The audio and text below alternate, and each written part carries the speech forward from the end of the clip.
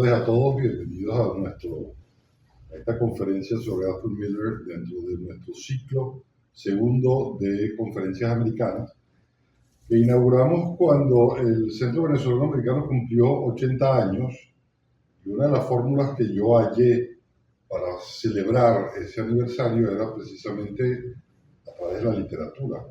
¿Qué mejor homenaje a la literatura y a la literatura de los Estados Unidos que convocar una serie de escritores venezolanos para que hablaran de autores de los Estados Unidos? Creo que esa experiencia de alguna u otra forma era inédita porque no se había hecho de modo tan sistemático. En esa oportunidad nosotros hicimos las conferencias, obviamente fue durante la pandemia, muchas de ellas fueron sencillamente online. Nosotros recogimos esos textos, grabamos esos textos, editamos esos textos y luego los convertimos en este magnífico libro que invito a todos a comprarlo, porque realmente se hizo con muchísimo cuidado, con muy buen papel, con sobrecubierta, con tapadura, con guardas internas, con ilustraciones internas, y está a la venta para cada una de las personas que aquí quisieran adquirirlo. Una de las cosas, es decir, realmente recomendables de este libro es precisamente la conferencia que dio en su oportunidad José Tomás Angola sobre Ernest Hemingway. Es decir, fue una conferencia absolutamente impecable, por lo cual yo creo que nosotros deberíamos estar en la víspera de una tarde impecable también, hablando de Arthur Miller, que es un autor tremendamente importante. Bueno, muchos de ustedes habrán leído La muerte de un viajante. Y además que se da la circunstancia feliz, coincidencial, de que en 1981 Arthur Miller vino a Venezuela, y vino traído precisamente, entre otras instituciones, por el Centro Venezolano Americano. Miller se presentó aquí en el Centro Venezolano Americano y se presentó también en la Universidad Central de Venezuela. Yo recuerdo haber visto a Miller en esa oportunidad. De modo que hoy tenemos además a José Tomás Angola, escritor, cuentista, ensayista, dramaturgo, y además, creo que todo el mundo lo sabe, pero para quienes no lo sepan, José Tomás acaba de ser designado como miembro de la Academia Venezolana de la Lengua, y se trata además del primer dramaturgo que es invitado a formar parte de esa corporación. De modo que nosotros estamos doblemente contentos porque José Tomás esté aquí, no solo porque es amigo de la casa, gran conferencista, un intelectual de primera, sino precisamente por esa nueva adquisición que acaba de ser a la Academia Venezolana de la Lengua. Bueno, sin más preámbulos, los dejo con José Tomás Angola y al final, pues por supuesto, abriremos la ronda de preguntas. Bienvenidos. Muchísimas gracias, Carlos. De verdad, siempre es un placer llegar a esta Casa de la Cultura que durante tantos años se ha empeñado en no solo unificar, crear lazos con la cultura estadounidense, sino además propiciar el manejo de la creación en Venezuela y los talentos que están en la efervescencia. Arthur Miller para mí es una de las figuras más importantes de las letras escénicas del siglo XX. Que yo lo diga no tiene ningún mérito, porque soy uno de los muchísimos, de los centenares de críticos y de gente especializada que asume que su trabajo dramático, lo que hizo en los escenarios, permitió un avance importantísimo en aspectos de lo que el teatro implica como un género que unifica, que hace comprender lo que somos como seres humanos, como sociedad, como cultura. Pero es impresionante conversar de Miller porque Miller es una figura muy controvertida, enormemente contradictoria, con terribles dilemas personales que convirtió en fuente de inspiración para todos sus dramas. Miller representa no solo para el mundo norteamericano, sino para todo el mundo amante del teatro, porque incluso traspasó las fronteras de su propia lengua en una suerte de aguijón. Era un ser que con sus piezas sembraba en cada uno de los espectadores un profundo dilema y una profunda polémica que no podía ser respondida por la propia pieza, sino que debía ser respondida por el espectador en su casa o en su vida diaria, porque eso lo hacía él como un ejercicio autobiográfico. Uno de los grandes méritos que tiene Miller es convertir su vida, a veces pasional, a veces tortuosa, dolorosa, convertirla en motivo escénico. Porque él en la vida no pudo responderse muchos de los problemas que sufrió y de las circunstancias y las tribulaciones a las que se enfrentó. Pero entonces las depositaba en la escena y trataba de resolverlas. Con algunos problemas estructurales, como por ejemplo siempre resolvía con la muerte, su dilema. O sea que es así en la vida, pero que en la escena no necesariamente tenía que ser así. Otro de los grandes temas con los que Miller intentó llenar los escenarios es con el tema de la realidad. Tiene una percepción de que una cosa era lo que ocurría de verdad en la vida, la realidad, y otra cosa era la que nosotros suponíamos que estaba pasando. Y ese autoengaño a la que nos sometíamos todos era parte de las enormes disonancias que podíamos sufrir como seres humanos en nuestro tiempo. Cuando hablo de teatro autobiográfico, quiero hacer aquí un punto y aparte, quiero distanciarme de lo que hoy en día está muy en boga en el teatro y también en la literatura desde hace un tiempo, que es la autoficción. Ese género un poco egomaníaco, si se puede decir, en donde el autor aparece como protagonista de la historia y asume una presencia totalizadora en lo que sea, si es una novela, si es una obra de teatro, como si su vida fuese tan relevante como la cuestión colectiva. En el caso específico, toda la vida se ha hecho presencia de los autores, toda la vida literaria de la historia occidental se ha hecho presencia de los autores en los espacios creativos, qué sé yo, la Divina Comedia. Dante es quien protagoniza la Divina Comedia, o sea, está haciendo, pero no hace autoficción.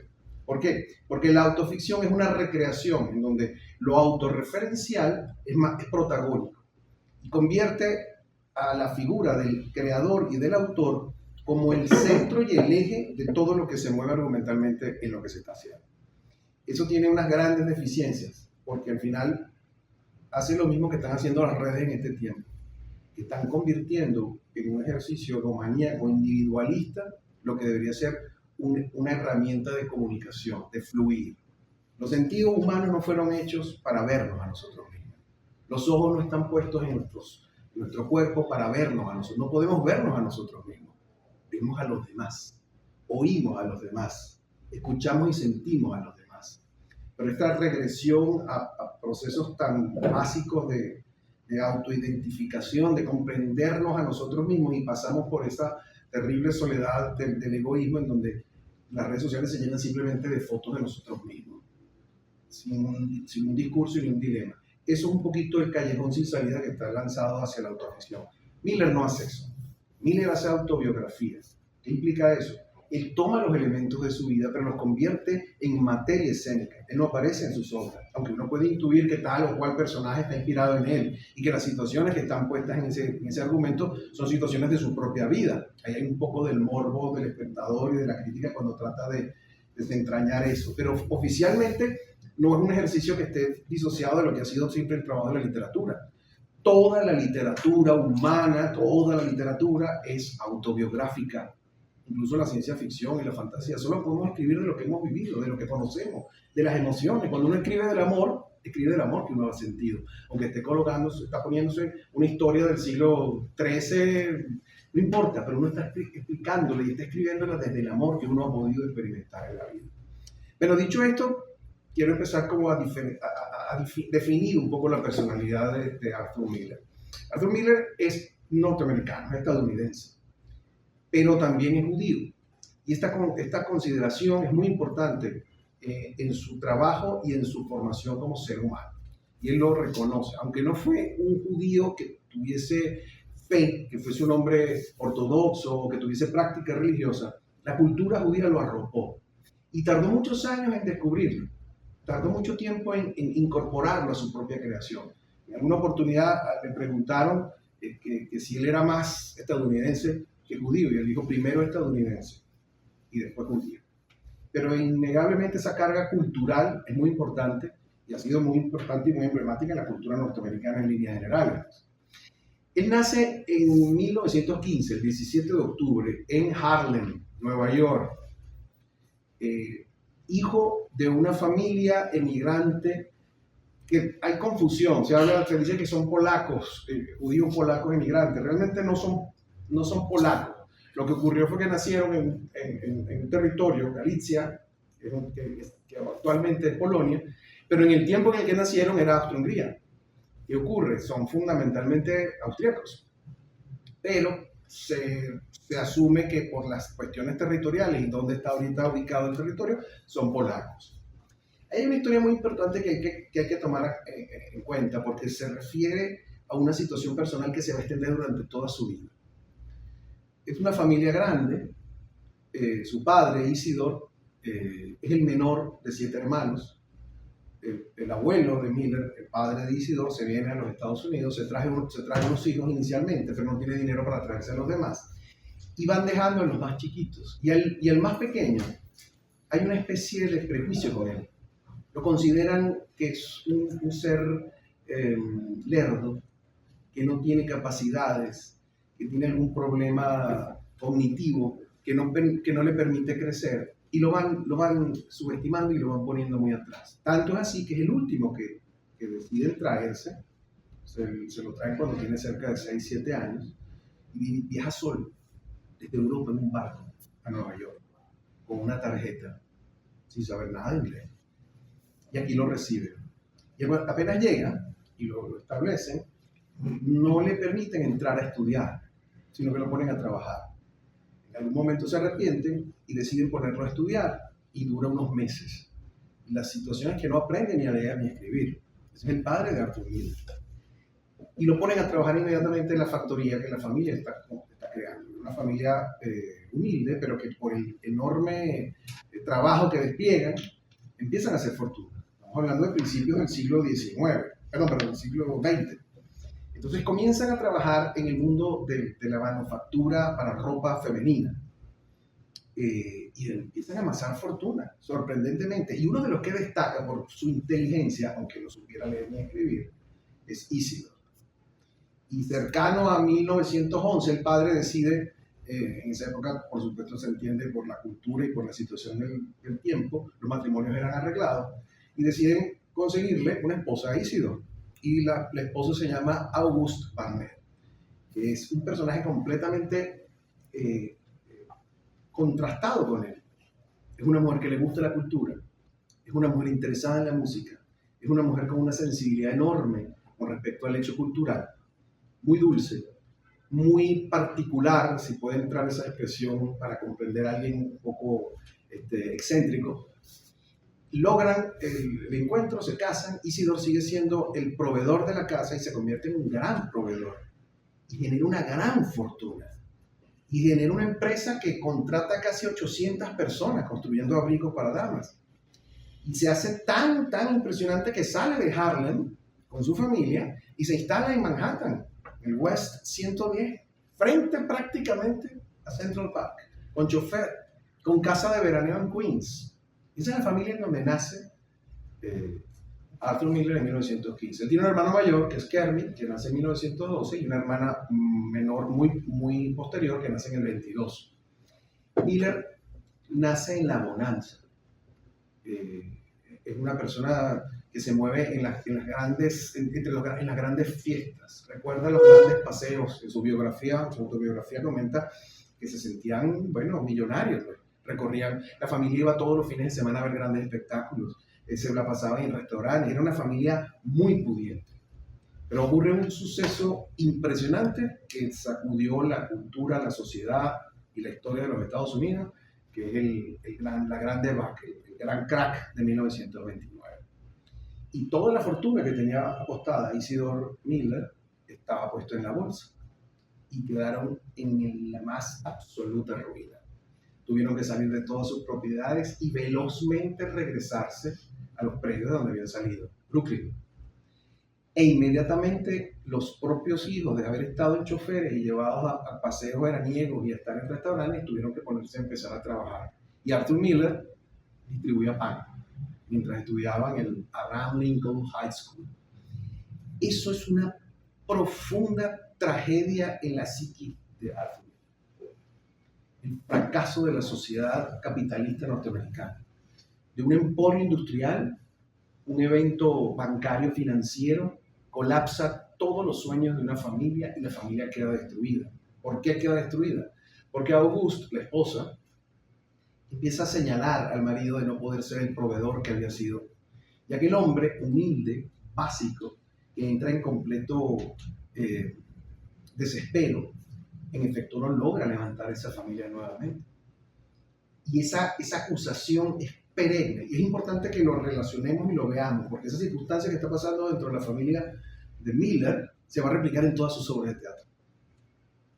Lo podemos ver inmediatamente en Willy Loman, el viajante, que por la vejez ha dejado de ser el proveedor de la casa y los hijos lo están apartando. Ese reflejo de esa sensación de fracaso, en donde él automáticamente, porque además Miller tiene una enorme respuesta intelectual siendo un joven, ese es su proceso de acercamiento al marxismo. Él reacciona contra la sociedad norteamericana de su tiempo y empieza a buscar mecanismos intelectuales para poder entenderla y darle respuesta. Entra a estudiar, termina el bachillerato realmente en el Abraham Lincoln High School y entra a trabajar en una fábrica. La fábrica le quedaba como 1 hora en metro de su casa. Y en el camino, él trata de trabajar para ahorrar porque quiere ir a la universidad, su familia no se lo puede costear. Y en el camino, para poder distraerse durante esos grandes viajes en metro, busca los libros más grandes que pueda leer. Y no tiene inclinaciones literarias, aunque su madre les ha sembrado el amor a la música, los pone a cantar, los pone a hacer cosas, ella tocaba piano, bailaba, etc. Pero él no tiene inclinaciones particularmente con la literatura. Sin embargo, para distraerse durante esos viajes, comienza a leer. Y los libros que comienza a conseguir son los libros más gruesos, para que tarde más tiempo en leerlos. Y uno de los autores con los que se tropieza es Dostoyevsky. Y cuando se tropieza con Dostoyevsky, y eso lo dice también en su autobiografía, dice, ¿cómo un ser humano puede escribir esto? Y empieza a entrar en él una necesidad de expresión, y es por eso que decide estudiar periodismo. Y se va directamente a la Universidad de Michigan, donde ha ahorrado el dinero para poder cursar, estudiar. Eso es el año 32, cuando se gradúa y pasa a la Universidad de Michigan. En la Universidad de Michigan ocurre un fenómeno que es que en los Estados Unidos, con el tema del New Deal y la enorme influencia que estaba ocurriendo del socialismo, del ultraliberalismo, los polos enfrentados, comienza a sembrarse a través de las universidades la apertura hacia un espacio de pensamiento de izquierda muy fuerte, propiciado originalmente por las políticas proteccionistas de Roosevelt en el tema del New Deal ante un momento catastrófico de la sociedad norteamericana. En Michigan, ahí se tropieza con una figura que es cimera, importantísima, que es Robert Thorpe Rowe, que es un autor, es un profesor que tuvo 60 años dando clases en Michigan, que tuvo una cantidad de autores importantes, aunque Miller es su más, estudiantes, donde Miller es su más relevante pupilo. Pero él lo que da es seminarios de teatro. Miller lo que está estudiando es periodismo. Pero le llama la atención el teatro. Y a través de este Robert Thorpe Rowe, comienza a desentrañar las maneras de argumentar, estructurar, contar una historia para una escena. Y en la universidad hay un premio conocido, que es el premio Hopwood para los estudiantes, en donde quien logre tener la más interesante obra de teatro según un jurado, obtiene $250, que debe haber sido un dineral en ese tiempo. Y él decide escribir una obra de teatro para poder optar a ese premio. Y escribe su primera pieza de teatro, por completamente olvidada, aunque por temas de anecdóticos y de simple curiosidad se ha repuesto varias veces en Inglaterra. Es importante que Inglaterra, el Reino Unido, especialmente Londres, la ciudad de Londres es una ciudad especialmente afectuosa con Miller, donde él a veces no podía estrenar en Broadway y estaba estrenando en Londres. Para él, Londres y el mundo teatral inglés es muy importante porque le dio una significación mayor a Miller. No Villain, sin villanos, la expresión, la traducción, es la historia de una familia, la familia Simmons, una familia que se intuye es una familia inmigrante, en donde es una familia humilde. Vamos a ver los rasgos biográficos que nos están esperando la llegada del único hijo que está estudiando en una universidad, pero que está estudiando porque es una gran figura del fútbol. Y en ese proceso ocurre la tragedia porque cuando el hijo regresa se da cuenta de que la familia está arruinada, que está quebrada y él no va a poder seguir estudiando ni siquiera con la beca, pues, porque no puede acceder a la beca. ¿Qué pasa? Eso es una realidad que le pasa a Miller en su vida. Estudiando en el bachillerato, él se convierte en una figura importante de su equipo de fútbol americano, pero sufre una fractura terrible en la rodilla. Una fractura que le dio esa estampa de gran titán que caminaba balanceándose porque nunca se la logró operar, porque básicamente no había la tecnología en ese momento. Y eso fue incluso lo que lo eximió de ir a la Segunda Guerra Mundial. Y le cercenó la carrera como deportista. Gracias a Dios, porque si no, no se hubiera dedicado a la escritura. Pero fíjense cómo está vertido en esta pieza esas situaciones que le estaban pasando recientemente en su vida y los convierte en material dramático para la pieza. Gana el Hopwood e inmediatamente se ilusiona y dice: mi carrera y mi camino es la escritura, y la escritura teatral. Al año siguiente, casi para graduarse, escribe una segunda pieza que se llama Honors of Dawn, el honores al amanecer, y vuelve a ganar el premio Hopwood. Y ocurre algo, lo captan una serie de escritores de izquierda, tipo Lillian Hellman, Clifford Odets, escritores teatrales, que están trabajando en una cosa que se llama la Liga de Escritores Americanos, que se fundó en 1935. Todas filiaciones del Partido Comunista. Bueno, que estamos hablando de una época en donde el duelo intelectual e ideológico realmente es muy poderoso. Y las situaciones son delicadísimas, sobre todo en el ámbito universitario. Eso hace que Miller entre en esta liga, famosa Liga de Escritores Americanos, donde estaba Dashiell Hammett, Lillian Hellman, o sea, había un grupo de escritores importantes de izquierda. Él, sin embargo, jamás se inscribió en el Partido Comunista, nunca se inscribió. Su filiación era sobre todo con respecto a la ideología marxista, la izquierda, pero no a la praxis comunista. Él tenía distancias con ellos, incluso mucho después en su vida la criticó muy ferozmente. Y también entra en la Federal Theater Project, que era una agencia federal que había fundado Roosevelt para tratar de darle trabajo a todos los trabajadores, técnicos, actores, directores, escritores del mundo del teatro que habían quedado arruinados con el crack. Y les empezó a dar como una especie de asistencia social para que ellos estuvieran trabajando. Gracias a esos dos espacios, él se hace conocer y tiene la oportunidad de crear una primera pieza que llama la atención en Broadway, que se llama The Man Who Had All the Luck, el hombre que tuvo toda la fortuna. Esa obra, que tardó como unos 3-4 años en escribir, ya egresado de la Universidad de Michigan, ya casado, también es importante aquí esa primera relación, con Mary Slattery. Es interesante porque Mary Slattery es una católica de una familia muy tradicional.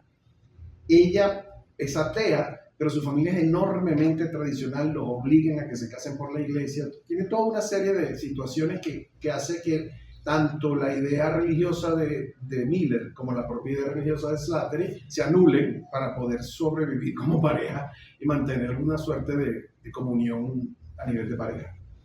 Con Slattery dura casado casi 16 años y tiene sus 2 primeros hijos, Jane y Robert. Robert, que tuvo una distancia con el padre, aunque después se reconcilió, se convirtió en director y productor de cine. Y tienen esta primera pieza en Broadway, la que mencioné, El hombre que tenía toda la suerte, que es un absoluto fracaso. Aun cuando se le consideraba una promesa, cuando llega, la obra dura solo 4 funciones y él queda completamente devastado. Incluso dice lo siguiente, y aquí hay que entender un poco cómo Miller se acerca al mundo de la dramaturgia. Miller se acerca como un obrero. Miller se considera un escritor profesional, con la capacidad de que si no puede funcionar a través del mundo del teatro, él puede cambiar a cualquier otro género, porque es lo que es un escritor. Tenía horarios de escritura, diarios, como un obrero. Entraba a las 8 de la mañana y salía a la 1 de la tarde, todos los días. Esa capacidad de escritura profesional le permitió generar una lista de obras inmensas. Tiene una lista, la bibliografía teatral de Miller es impresionante, casi parecida a la de Eugene O'Neill, que también tiene una producción vastísima. El cuento es que él decide hacer una pieza más. Si él con esa siguiente pieza no tiene suerte, se va a dedicar a otra cosa. Incluso pensó montar una fábrica, una tienda, meterse a farmacéutica, hacer cualquier cosa porque él tenía que ser un proveedor para su hogar. Estamos hablando de 1944, estamos hablando de la Segunda Guerra Mundial, en donde él no participa, su hermano sí está alistado, pero él no, por el tema de la pierna. Y en ese proceso, él decide escribir la siguiente pieza con muchísimo detalle y cuidado, y le va a dedicar mucho tiempo. Tanto así que en el año 45, terminada la guerra, él no ha terminado de producir su siguiente obra, pero se siente muy afectado por el nivel de antisemitismo que se empieza a notar en la sociedad norteamericana apenas finalizada la guerra. Recuerden que está ocurriendo en los movimientos migratorios europeos, no solo hacia Medio Oriente en aras de la fundación de Israel, sino que están tratando de salir los sobrevivientes del Holocausto y están yendo a diferentes ciudades, los están recibiendo, a países los están recibiendo, y hay una suerte de incomodidad racial en los Estados Unidos que él nota inmediatamente, y eso le lleva a escribir la única novela que escribió, que se llama Focus. Es una novela con una anécdota, una trama un poco ingenua, pero que pretende ser una especie de gran metáfora de lo que ocurría. Es un personaje que se llama Lawrence Newman, un personaje que trabaja oficinista, etcétera, norteamericano clásico, que resulta, se empieza a dar cuenta que en su vecindario hay unas personas que están diciendo que no les gusta la gente que se está mudando, que son gente que viene de Europa, que no son norteamericanos, que hay una actitud un poco prejuiciosa. Y él simultáneamente, por error, se compró unos lentes que le hacen ver como judío. Y lo empiezan a confundir con judío en el vecindario. Y él decide asumirse judío, aunque no lo es. Y empieza a actuar como si fuese judío. Y hace las cosas que hacían los judíos. Es un poco el resumen de la novela. La novela fue también un fracaso. La logró publicar porque su esposa, en ese tiempo, trabajaba en una editorial y lo estaba ayudando. Mary Slattery es una persona muy importante en su carrera al comienzo. Por eso él se siente tan profundamente culpable y se victimiza, y la culpa no lo abandona jamás en su vida por el divorcio y por las situaciones con las que se produce. Y logra que se le publique Focus, que llegó a tener algún tipo de críticas en la prensa, pero la novela no levantó ni tuvo ninguna distancia. Hoy en día se publican como referencia, como cosas de tenerlo como una anécdota interesante. Pero entonces viene su segunda obra, una obra que escribe a partir de un suceso que lee en la prensa, pero que también desentraña su propia vida. Habla de su autobiografía, de su realidad como familiar, que es: todos eran mis hijos. En esta pieza, es una pieza de posguerra, la estrenan en el año 47, una familia, los Keller, en donde el patriarca, Joe Keller, tiene una fábrica que durante la guerra fabrica repuestos para aviones, él con su vecino Steve. Pero resulta que por un tema de corrupción, los repuestos que fabrican son repuestos malos, son repuestos defectuosos. Y se producen una serie de accidentes durante la guerra, una serie de 21 personas, 21 pilotos que mueren achacables a los repuestos. Ahí lo ponen preso, a este señor al comienzo de la obra, él está saliendo libre. Lo han puesto preso, pero lo liberan porque toda la culpa la agarra su socio, Steve, que por cierto es su vecino. Y él regresa declarando que él es inocente, que en todo caso lo hizo Steve, que eso no es responsable de esa situación. Y simultáneamente está regresando su hijo Chris, que ha estado en la guerra. Chris ha sido suboficial, oficial, ha tenido tropa a su mando, y él viene con una tragedia, con un trauma en su cabeza, es que él pierde prácticamente todo su batallón en batalla. Y simultáneamente el hermano mayor de Chris, el hijo mayor de Joe, ha dado por perdido en combate, y era piloto. Cuando él llega, Chris se entera de lo que está pasando con el padre y empieza la suspicacia de qué fue lo que pasó aquí. ¿Realmente el padre hizo eso? ¿El padre fue partícipe de ese acto tan deleznable de crear piezas defectuosas para los aviones de su propia gente? Y efectivamente, en un momento álgido voy a hacer algunos spoilers, pero imagino que son obras clásicas, no lo tienen porque Exacto. Romeo y Julieta mueren al final. No espero que eso sea nada que revele ninguna cosa que los mueva y les deje de ver Romeo y Julieta. El asunto es que lo confronta y en efecto el padre acepta que sí, por temas de economía, de negocio, pero que lo hacía todo por la familia.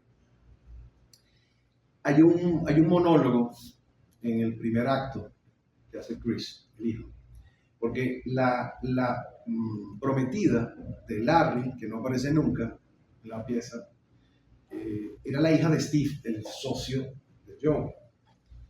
Chris se enamora de ella y ella viene un poco a unir lazos y se enamora también del hermano de Larry, de su prometido, de Chris. Y le está hablando con ella y él hace este monólogo. Si me permiten, se lo leo. Asimilar una cosa así lleva su tiempo, porque no eran hombres vulgares y corrientes. Una vez, por ejemplo, hacía días que no paraba de llover y uno de aquellos muchachos vino y me regaló el último par de calcetines secos que le quedaba. Me los metió en el bolsillo. No es más que un detalle, pero así eran los hombres que estaban bajo mi mando. Aquellos soldados no murieron, dieron la vida los unos por los otros. No estoy exagerando. Si hubieran sido un poco más egoístas, aún estarían aquí. Y me asaltó una idea. Al verlos caer uno tras otros, verás, estábamos rodeados de destrucción, pero me pareció que allí nacía algo nuevo, una especie de responsabilidad, sí, una responsabilidad, la del hombre para con el hombre, ¿me entiendes? La responsabilidad de dejar constancia de aquello, de devolverlo a la tierra como una especie de monumento conmemorativo que se erigiría en nombre de todos, que nos serviría a todos de respaldo y nos aportaría algo. Y luego, cuando volví a casa al acabar la guerra, no me lo podía creer. Nada de aquello tenía sentido. Para ellos no había sido más que un simple accidente de autobús. Entré a trabajar otra vez con mi padre, en la competitividad feroz de siempre, y sentí justo lo que tú has dicho. Una especie de vergüenza. Porque aquí nadie había cambiado. Todos seguían como si nada. Y daba la impresión de que otros muchos hacían el tonto. Me pareció injusto seguir vivo. Abrir la chequera del banco, conducir el auto nuevo, ver la nueva nevera. No es que esté mal sacar estas cosas de una guerra, pero al sentarte al volante de este coche, tienes que ser consciente de que se lo debes al amor que un hombre es capaz de sentir por sus semejantes. Y debería ser mejor persona por ello. De lo contrario, lo único que tienes en tus manos no es más que pillaje, un botín manchado de sangre. Yo no deseaba parte alguna de este botín. Y supongo que tú ibas incluida en él. Eso se lo dice Chris a su pareja, a su posible pareja, cuando él toma la convicción de que entiende que el padre tiene que ser entregado. El padre ha cometido un acto de traición. Todos en la familia, la esposa, que se está tratando de hacer la que no entiende, la ausente, todos en la familia deciden que, Chris, estás loco, ¿cómo vas a entregar a tu padre? Va a ir preso de por vida. Ese, por cierto, esa expresión, 21 pilotos muertos, ha quedado en la cultura norteamericana. 21 dead pilots es una forma de decir el grupo de los que fueron sacrificados. Entonces se usa como una especie de metáfora, ¿no? Y justamente cuando se carean en el final del segundo acto, antes de la entrega, Chris tiene uno de los monólogos más impresionantes que se usa mucho para hacer casting, porque es un monólogo de muchísima emotividad. Aquí hay algo muy importante. Con esta pieza, Arthur Miller rompió un velo que había en el teatro norteamericano. Y aunque la emotividad era una cosa importante en las escenas, para la cultura norteamericana la represión de la emoción es algo que en la literatura es muy valioso y que solo a través del influjo de otras culturas, más latinas, de los italianos, los latinoamericanos, los españoles, han empezado como a trascender, y eso tiene cerca de un siglo, siglo y medio en ese proceso. Miller es uno de los primeros dramaturgos eminentemente norteamericanos que apela a la emoción, que apela al sentimiento, a los personajes quebrados, a los personajes que lloran, a los personajes que están sufriendo terribles dilemas y dolores personales, que normalmente no era así en el teatro, pues eran personajes que se reprimían, que se tragaban lo que sentían. Chris tiene un monólogo final terriblemente desquiciado, vamos a ver si sale, en donde cuando el padre le dice, todo lo hice por ti, tú entiendes que yo lo hice por ti, por mi familia, para que tuvieras una vida feliz, yo no lo estaba haciendo por mí. Y él responde iracundo. Me disculpa si me emociono. No, buenísimo. ¿Por mí? ¿En qué mundo vives? ¿De dónde has salido? ¿Por mí? Yo allí jugándome la vida a diario mientras tú matabas a los míos y dices que lo hiciste por mí. ¿Qué demonios crees que tenía yo en la cabeza? ¡Tu maldito negocio! Eso es lo único que te interesa, tu negocio. ¿De qué mundo me hablas? ¿De qué negocio? ¿Qué demonios significa eso de lo que hiciste por mí? ¿Es que tú no tienes una patria? ¿En qué mundo vives? ¿Qué demonios eres? Ni un animal eres. Ni un animal mataría a los de su misma especie. ¿Qué eres? ¿Qué tengo que hacer contigo? Debería arrancarte la lengua. ¿Qué tengo que hacer contigo? Chris descarga el puño sobre el hombro de su padre. Él te da un traspié, esconde el rostro entre las manos y llora. ¿Qué tengo que hacer, Dios mío? ¿Qué tengo que hacer? Ahí se cierra el final del acto 2. Y la obra depara una salida totalmente clásica del teatro trágico. Cuando están reunidos, que Chris dice, ya no denuncié, el FBI viene a buscar. Y están todos reunidos ahí, el padre dice, de acuerdo, déjenme subir, arreglar mis cosas, etc. Y sale de escena, ellos están conversando ahí y se escucha un disparo. Y entonces Chris, desesperado, trata de salir a buscarlo y la madre lo detiene y dice, no pasa nada, quédate quieto.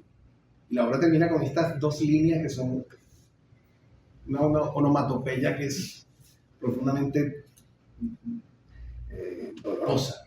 Y dice, no, quédate quieto, sigue con tu vida. Y así termina la pieza. Esta pieza es un impacto gigantesco en Broadway. Le depara a Miller, le depara a Miller su primer Tony, de los muchos que cosechará en su vida. Fue estrenada en el Cornell Theatre, 328 funciones, que se supone un éxito. Y además es la primera vez que lo encuentra. Esta obra se la dedica a un gran amigo que fue después una gran desilusión en su vida. Uno de los grandes directores de teatro y de cine de los Estados Unidos. Un hombre gigantesco, pero con un terrible dilema interno que explotó de una manera muy, muy escandalosa, que es Elia Kazan. Elia Kazan es el niño prodigio del teatro norteamericano. Y después del cine norteamericano. Pero él sí había sido ficha del Partido Comunista, había estado inscrito en el Partido Comunista. Y como vamos a ver más adelante, en un momento determinado le tocó enfrentar y convertirse en un delator. Y eso le destruyó su carrera y su reputación, y hoy en día todavía sigue siendo muy cuestionado, aunque su obra creadora es muy importante y muy valiosa. Ese mismo año, es interesante, Elia Kazan, ese mismo año le da la oportunidad a otro gran... Perdón, dos años antes, falso. 2 años antes le da una oportunidad a otro gran dramaturgo simultáneo, generacionalmente hablando, pero con temas diferentes, con Miller. Es Tennessee Williams. 2 años antes, Elia Kazan le acaba de estrenar El Zoo de Cristal, que es otro de los grandes clásicos del teatro norteamericano. Y 2 años después, estrenaría Elia Kazan, otra gran pieza de Tennessee Williams, que es un tranvía llamado Deseo. Es decir, Kazan estaba involucrado con el movimiento renovador y potenciador de las nuevas dramaturgias norteamericanas que estaban ahí planteadas, y eso lo establece, incluso lo relaciona. El productor de la pieza fue Kazan junto a Harold Clurman, que es otro gran director norteamericano, fundador con Lee Strasberg y otra serie de importantes figuras del Groove Theater, que es un grupo de teatro montado a partir de las experiencias de Stanislavski, el Teatro Arte de Moscú, etc., también importantísimo. En ese momento le convierte la vida de Miller en un verdadero carnaval. Es terrible lo que pasa en su vida. El éxito, y eso es una cosa muy complicada de las sociedades en donde el entretenimiento es industria, todo el mundo quiere que le escriba una pieza, todo el mundo quiere que le escriba una película, todo el mundo lo llama, todo el mundo lo busca y lo acecha de una forma en donde la vida se le hace un infierno. Entonces, para preservar la intimidad y la familia, Miller decide con la esposa, Mary Slattery, mudarse a Connecticut, a un sitio apartado, una granja por allá perdida, que es en Roxbury. Y empieza con el dilema de que la siguiente pieza tiene que ser, empieza con el problema del éxito de la primera obra, que es una cosa que ha arruinado a muchísimos grandes escritores y autores. Tener un primer gran éxito es un reto, es una vara tan alta que incluso a veces inmoviliza a los creadores. Y en este caso le toca ese puesto. Se ha ganado todos los premios posibles. Está en una situación de atención. Todo el mundo lo está viendo. Lo que tenga que producir tiene que ser una cosa gloriosa. Y entra en pánico. Se mete en Roxbury y se dedica a la carpintería. Tiene solo una idea que le ronda en la cabeza, una línea, que es la primera línea de la pieza que va a escribir a continuación. Y para escribirla, no puede ni siquiera escribir en su casa. Entonces, con sus propias manos y las herramientas, construye una cabañita al lado de su casa que todavía existe. Un pequeño cottage, una cosa muy pequeña en donde él construye un estudio. Y ahí se mete a escribir.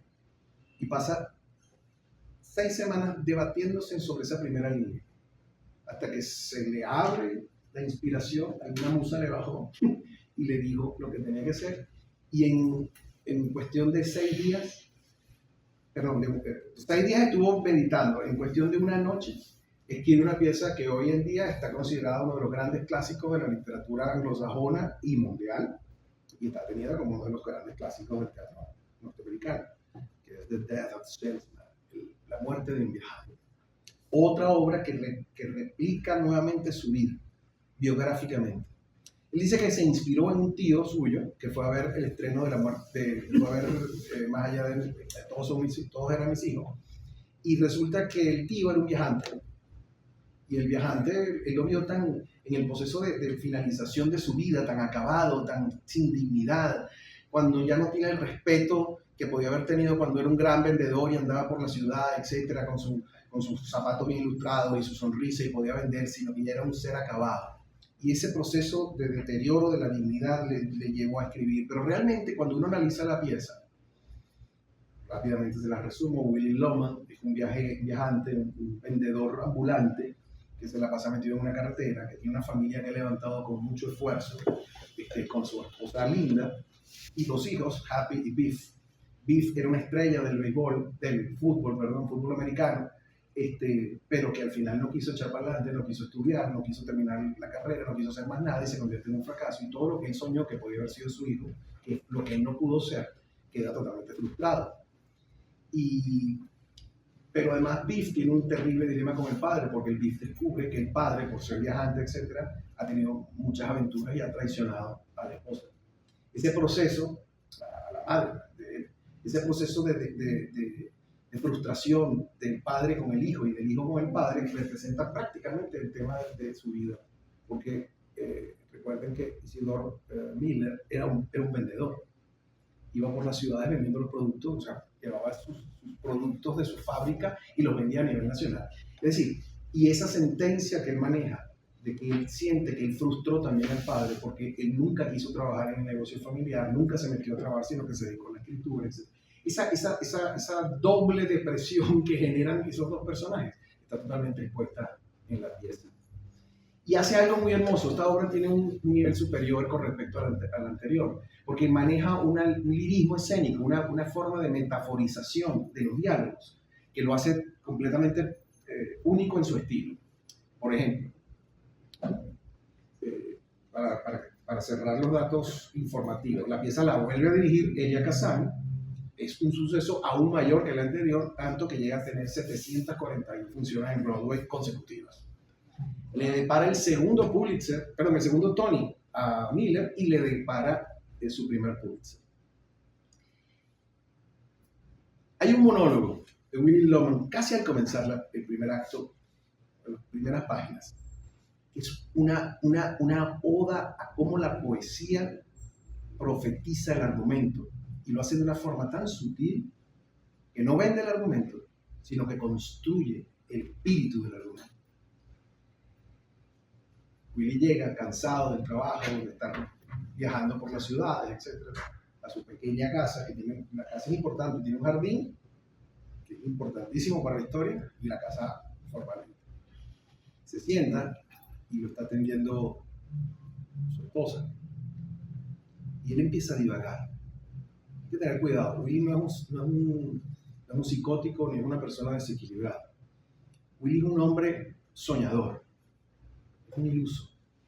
Es un hombre que sueña, que para poder vivir la vida que lleva, de burro de carga, y enfrentarse a todo, necesita soñar.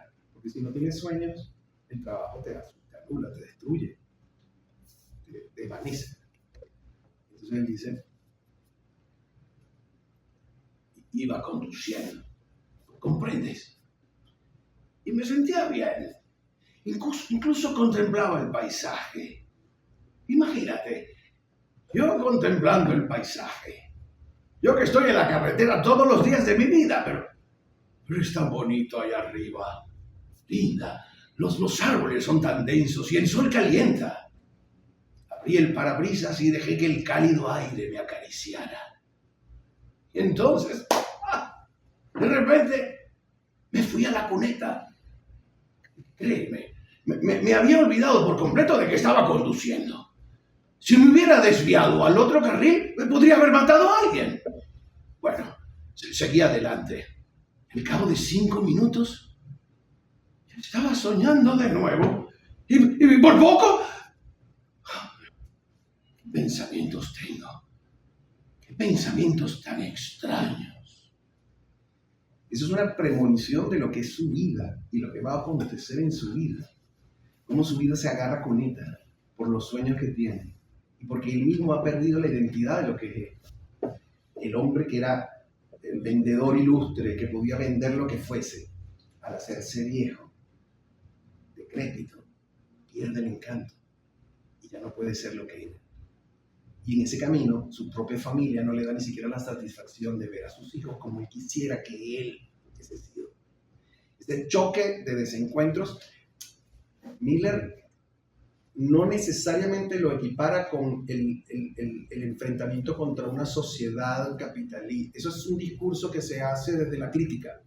Él está hablando de un mundo íntimo, un mundo que refleja su propia realidad, que es la realidad del fracaso que tuvo con su familia cuando tuvieron el crack del 29. Y más poderosamente aún lo refiere, porque si se están dando cuenta, la estructura es parecida a la de todos eran mis hijos.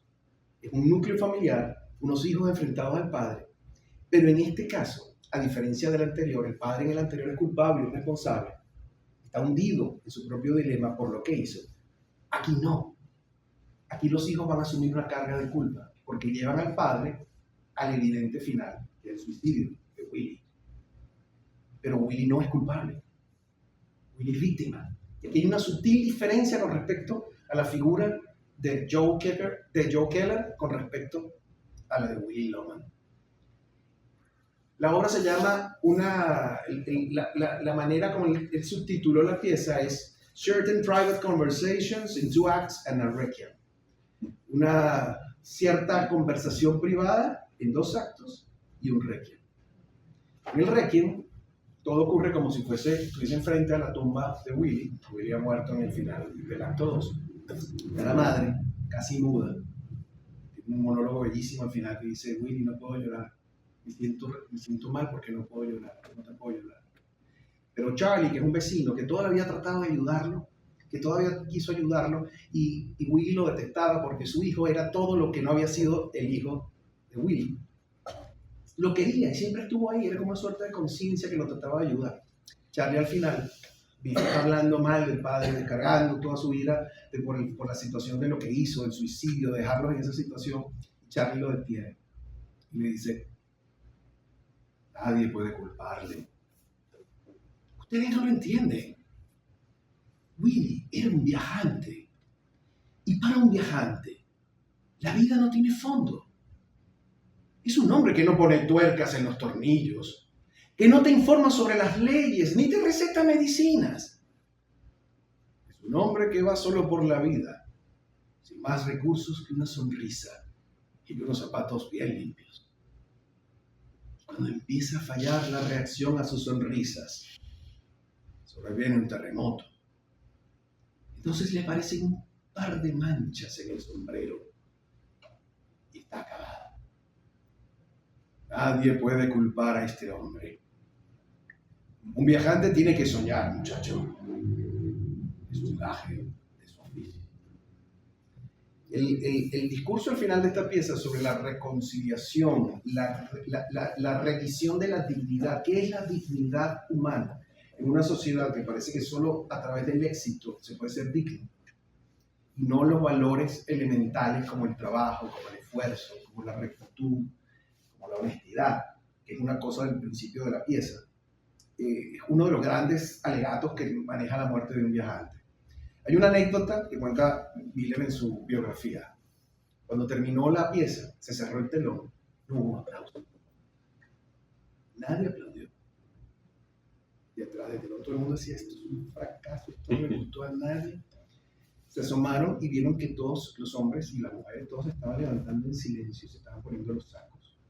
Mientras veían gente sentada llorando en las sillas que no se podían hipando, que no se podían parar. Y al rato, alguien empezó a aplaudir. Y la gente lo siguió y lo aplaudió. Es una manera de cómo esa pieza se instaló en el inconsciente colectivo de los espectadores de teatro norteamericano, que la convirtió en un hito histórico, y es un hito histórico. La potencia que esa pieza ha despertado y lo que significó, repito, para el teatro norteamericano es gigantesco. Hay otra anécdota.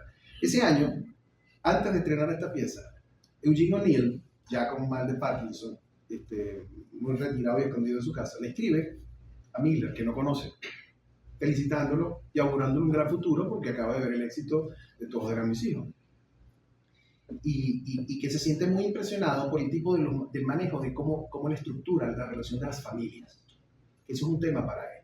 Hagamos un paréntesis. Nadie sabe en ese momento que Eugene O'Neill está escribiendo a Miller, que ya Eugene O'Neill en el año 38 al año 41 ha escrito una pieza que es otro de los grandes clásicos fundamentales de la literatura escénica norteamericana, que es El largo viaje del día hacia la noche, que es la historia de su propia familia. En el caso aquí llamado los Tyron, pero es su padre, James Tyron, un actor viejo, ese es James O'Neill, papá de Eugene O'Neill, una familia disfuncional, alcohólico, con una madre todo el tema que tiene esa pieza, que tiene una replicación muy particular con respecto a estas dos piezas, tanto la de Todos eran mis hijos como la de Muerte de un viajante, pero coincidencialmente, porque no lo conocen, no se conocen y no tienen esa experiencia. Y Miller le invita y le dice, venga a ver Muerte de un viajante al estreno. Dice, no voy a poder ir. Dijo, pero tú vas a hacer lo que yo no he podido hacer.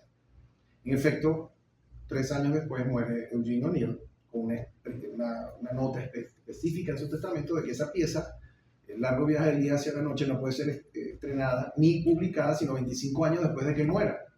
Cosa que, como pasa en la familia, cuando hay dinero, nadie le prestó atención y la esposa, la viuda, vendió los derechos a Suecia y de ahí en adelante logró que en el año 57 le dieran 5 años después de muerto, le dieran el Pulitzer póstumo a Eugene O'Neill. Si habrá sido esa pieza importante para que 5 años después de haber muerto Eugene O'Neill le dieran el Pulitzer post-mortem.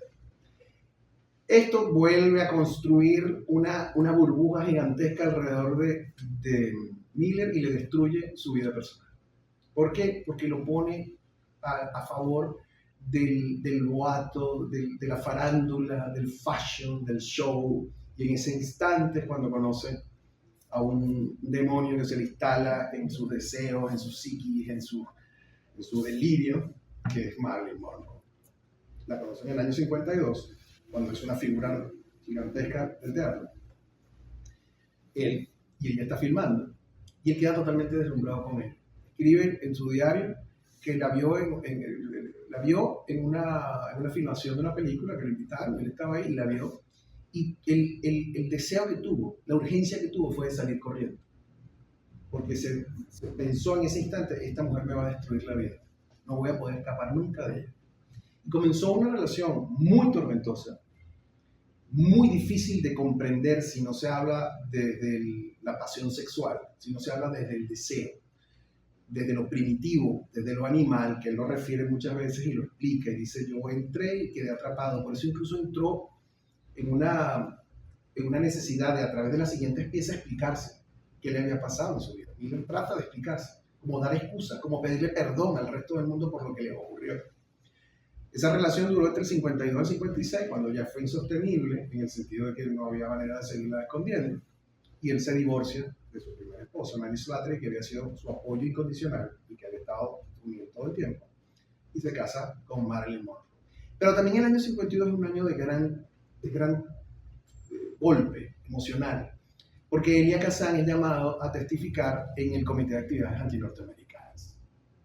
Por ahí pasó Gary Cooper, Robert Taylor, pasaron todos, porque se quisieron meter con la industria del entretenimiento, muy especialmente con el cine, porque era realmente una fuente de publicidad, de promoción, y ellos pensaban que si se contagiaba la ideología comunista a esto iba a ser indetenible, porque resulta que a través de las grandes pantallas era como se difundían, y los grandes auditorios estaban presentes en las grandes películas. Todo esto con el macartismo, llaman a Elia Kazan, que está tratando de instalarse en Hollywood, que viene de Broadway y quiere tener una carrera en el cine, lo increpan, lo arrinconan y le dicen, sabemos que tú fuiste inscrito en el Partido Comunista. La única forma de que te podamos dar el visto bueno y tú sigas trabajando o puedas empezar a trabajar en Hollywood y hacer tu vida, es que tú denuncies quiénes más están ahí. Y Kazan llama un día a Arthur Miller y le dice, yo voy a hacer, porque si no, no voy a tener vida. Me van a destruir la vida y me van a acabar. Yo voy a delatarlos y voy a dar una serie de nombres. Y Miller, que en ese momento estaba buscando escribir una nueva pieza, se tropieza con la anécdota que ocurrió en Salem, en donde unas niñas enloquecidas y enfebrecidas, fanatizadas por el tema religioso, empezaron a acusar a una serie de gente a las que le tenían animadversión en la sociedad, estamos hablando del siglo XVII, de brujería. Y el tribunal se lo creyó y empezó a colgar gente. El famoso cuento de las brujas de Salem. Miller te dice, queda en tu conciencia, pero no debes hacer eso. Kazan no hace caso y no solo denuncia a gente, sino denuncia a sus amigos, a la gente del grupo teatro, Clifford Odets, Paul Strasberg, o sea, a su gente cercana con la que venía trabajando hacía 20 años. Y eso obviamente crea un cisma gigantesco entre Kazan y Arthur Miller. Y lleva a Arthur Miller a escribir su famosa pieza, que a mí me gusta más cómo se llama en inglés que cómo se llama en español. En español la conocemos como Las Brujas de Salem, pero se llama The Crucible, que es el crisol. Realmente tiene un nombre mucho más simbólico, porque un crisol es un sitio en donde uno funde los materiales y solo los nobles quedan, todo lo demás. Una manera muy metafórica de hablar de que solo quien está puesto a prueba, de verdad, lo genuino es lo que queda. Es esta misma historia, la historia de John Proctor, con su esposa, a la que ama, pero que comete un desliz. Una de sus sirvientas, Abigail, una jovencita muy bella, comete adulterio con él. Y fíjense que también esos personajes, en líneas generales, y eso está muy continuado con su realidad en ese momento. Su esposa la ama. John Proctor ama a su esposa, pero comete el desliz de hacer un acto de infidelidad con una jovencita.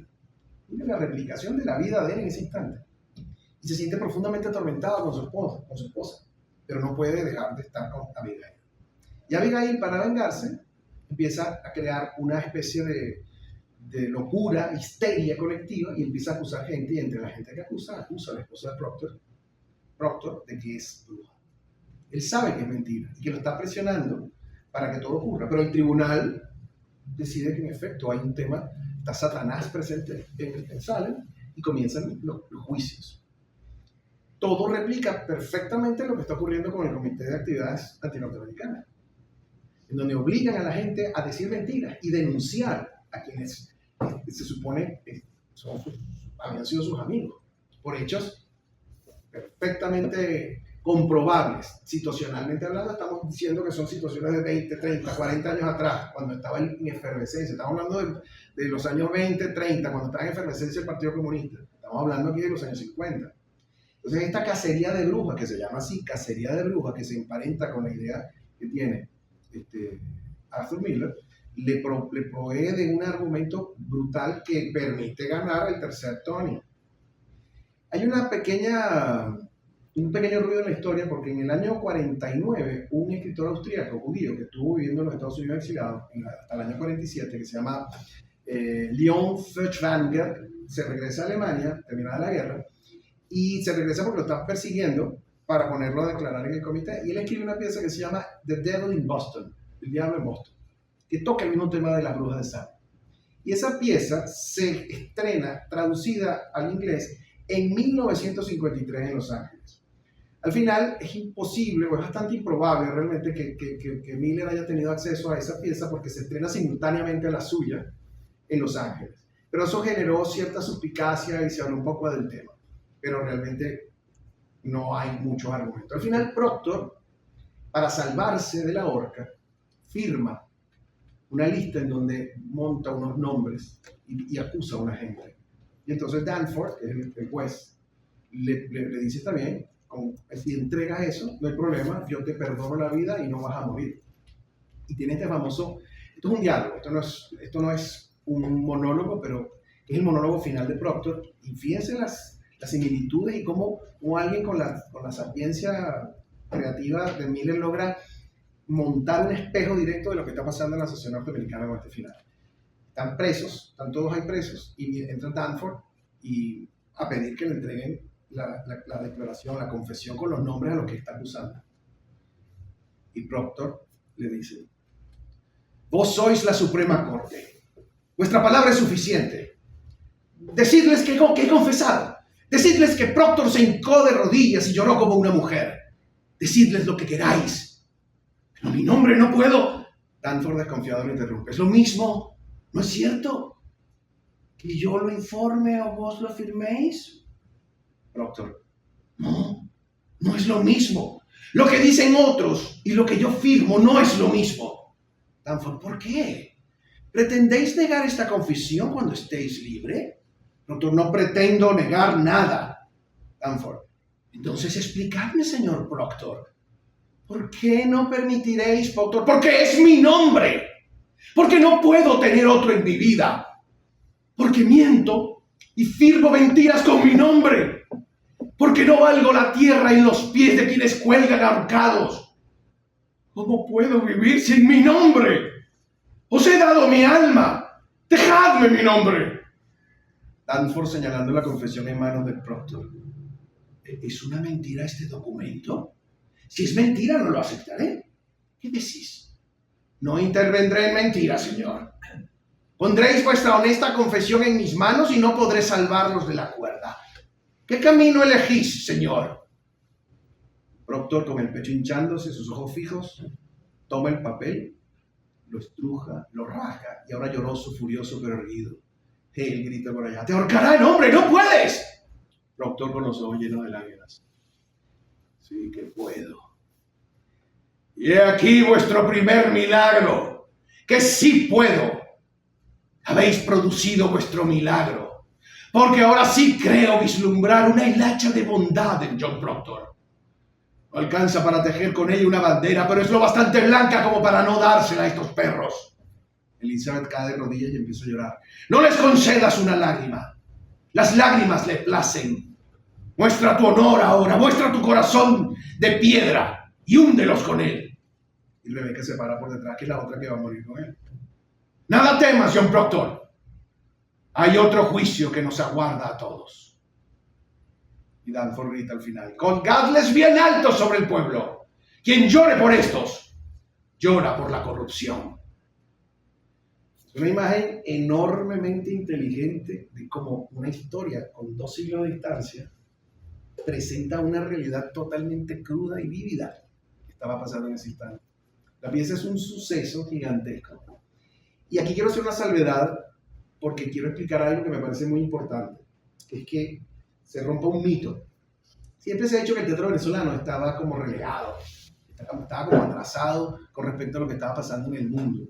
Que nosotros teníamos un teatro provinciano, que hacíamos sainetes, cosa que primero es un despropósito porque el sainete es un género teatral propio venezolano, creado aquí en Venezuela, con las raíces, los elementos culturales propios nuestros que no se replican en ningún otro lugar. El sainete es venezolano y es una fórmula, un género teatral propio nuestro, único en el mundo. El asunto es que esta pieza se estrenó en Venezuela 1 año después de que se estrenó en Broadway. ¿Qué implica? Que nosotros, porque en esa época no hay correo electrónico, ni hay redes sociales, ni nadie se entera de lo que está pasando allá, y que espera que lleguen los periódicos, y los aviones tardan 10 horas en moverse. O sea, ¿qué está pasando aquí? Hay una realidad, estábamos conectados con el mundo, estaban pasando cosas importantísimas en el mundo, y estaban ocurriendo también aquí. Se presenta en el Teatro Nacional, y quien la hace es un famoso y relevantísimo autor de venezolano, no, realmente es sureño, pero que está aquí en Venezuela, que es Horacio Peterson, con el grupo de teatro del Ateneo de Caracas. Y presentan esta pieza con escenografía de un grande, Ariel Severina, fallecido en el terremoto del 67. Y en el grupo protagónico de esta pieza estaban Esteban Herrera, Paul Antillano, Berta Moncaya, María Luisa Lamata. Hay una corrección. Fue escenificado 3 años después, no, 3 años después. Y la repiten al 4º año. Están haciendo esta pieza el 3 de septiembre de 1958. 2 y pico meses antes del 23 de enero. ¿Entienden la significación de estar haciendo esta pieza en este momento de contraste político, de agitación social, de crisis, haciendo esta obra en Venezuela, que después hicieron 2 veces, y fue un suceso gigantesco en Venezuela? Hay algo muy relevante. Nosotros hemos sido toda la vida, hemos estado siempre en la vanguardia. En Venezuela vino a bailar la Pavlova. Franco Alfano, a los años de haber terminado Turandot y haberla estrenado en la Scala de Milán, estaba aquí haciéndola en el Teatro Municipal con Miguel Fleta, el mismo que la estrenó en la Scala de Milán.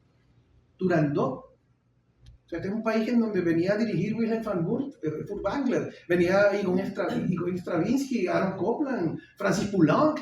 Este es un país que estaba siempre estuvo a la cabeza de los movimientos culturales históricos durante el siglo XX. Por eso a veces uno siente que la sensación de minusvalía que uno tiene es totalmente infundada. Es una forma de despreciar el gentilicio y no entender que nosotros siempre fuimos cabeza y estuvimos ahí y fuimos siempre tomados en cuenta por todo el movimiento internacional cultural.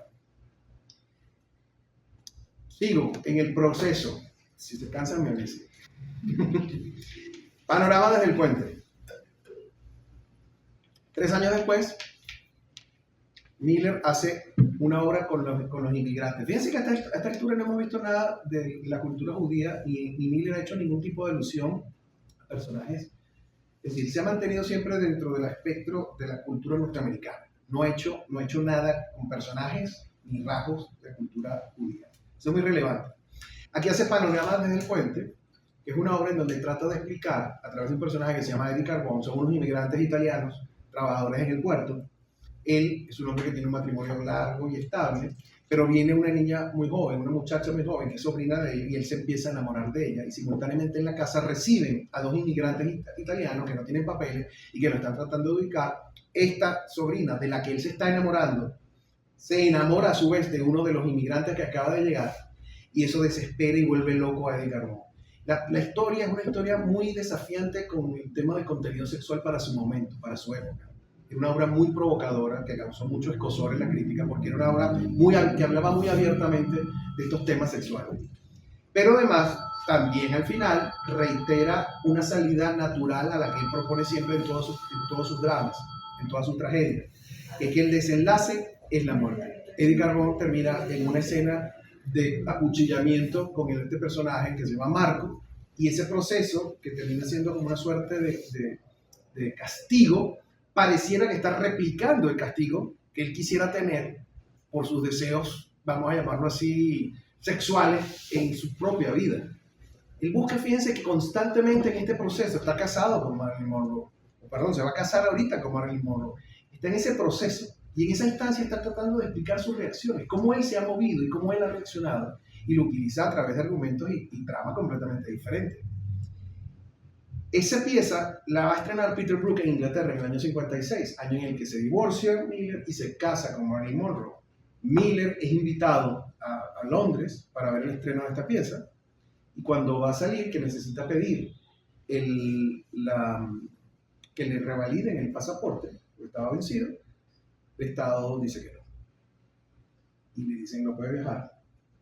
Y les da una citación para que vaya a comparecer como testigo al Comité de Actividades Anti-Norteamericanas. Y aquí comienza una gran escalada contra Miller, de la que, por cierto, hay que rescatar que Marilyn Monroe se portó como una esposa totalmente solidaria con el marido. Lo acompañó en todos lados y eso fue casi una fórmula de protegerlo, porque ella era una gran figura que movilizó los estudios, sobre todo a la 20th Century Fox, que es la que estaba firmada, que nadie podía decir que Marilyn Monroe era comunista.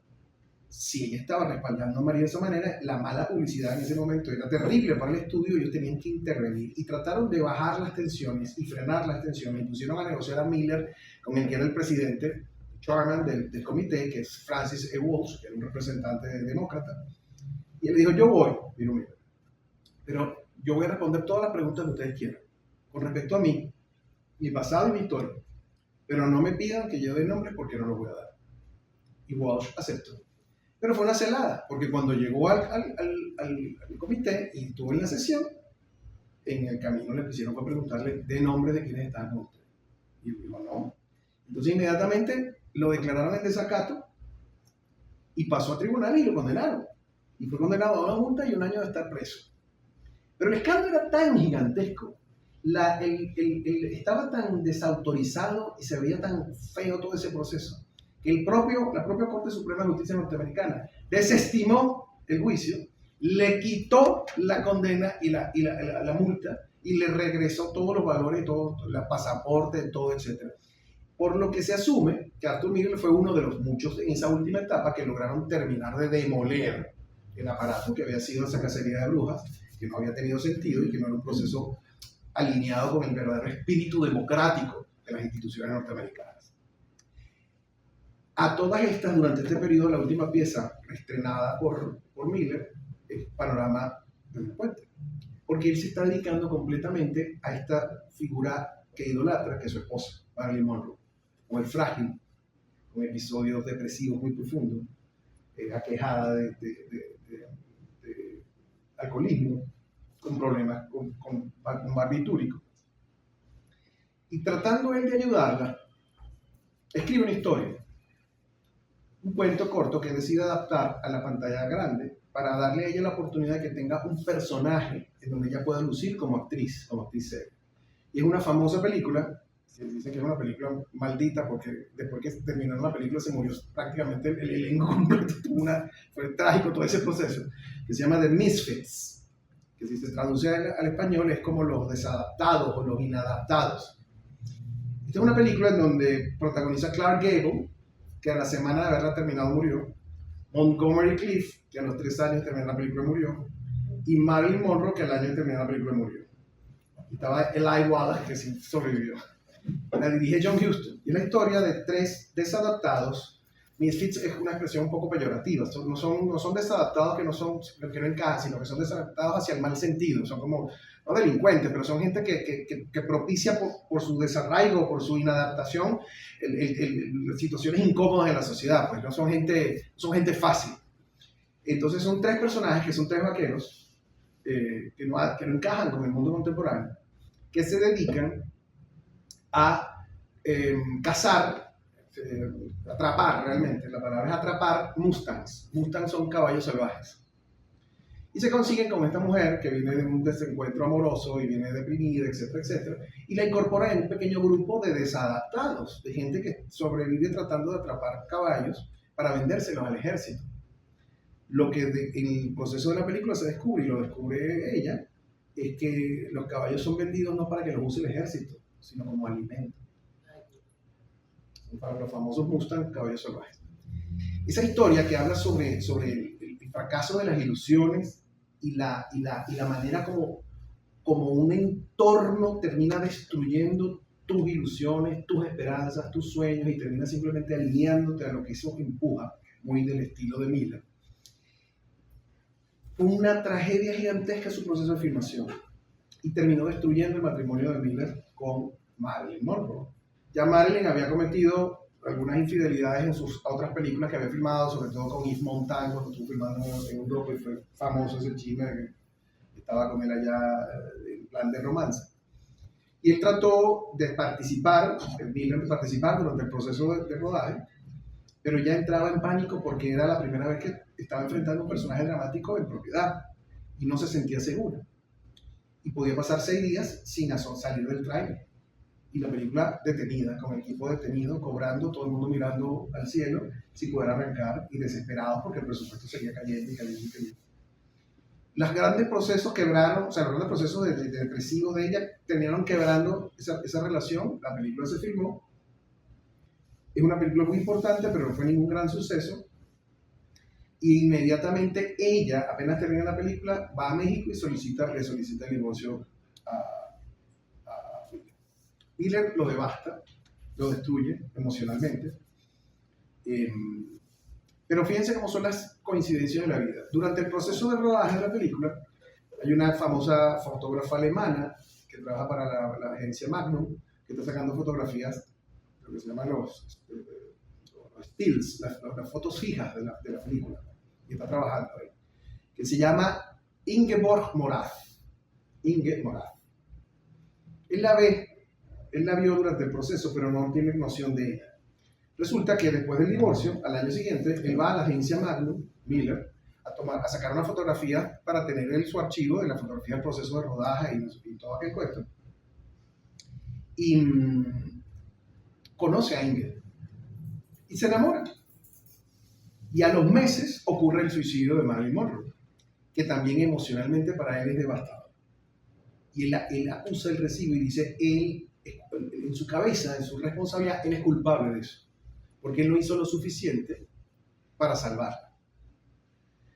Inge es la que lo ayuda a recuperar ese proceso. Ese mismo año se casan. Él comienza a trabajar en una pieza que logre restaurar su confianza en sí mismo, pero además logre explicar un poco su situación ante ese evento, porque automáticamente pasa al mundo como el malo de la película.